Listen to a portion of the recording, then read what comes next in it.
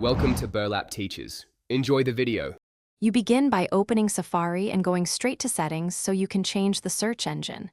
On iPhone or iPad, tap Settings, then Safari. On Mac, open Safari and choose Preferences. Once there, find the Search Engine field. It lists choices like Google, Bing, DuckDuckGo. Make sure you are signed in to your device so settings save properly. Now, don't pause. Tap or click the current engine to reveal alternatives and prepare to select a different. Now you pick a replacement and understand why. Privacy or results matter. Choose DuckDuckGo for privacy, Bing or Yahoo for broader results, or add a custom engine where supported. Click or tap the one you want. Safari applies it immediately, so open a new tab to test. Once done, make sure iCloud Sync is enabled. If you want the change on other Apple devices, go to Settings, your name, iCloud Safari.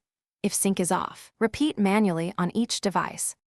Finish by verifying the change in a fresh search. Open a new tab and type a query. If Google still appears, restart Safari, and if needed, the device to force settings refresh. Make sure to clear cache and cookies so old redirects don't persist. Also check extensions or content blockers that might redirect searches back to Google and disable them temporarily.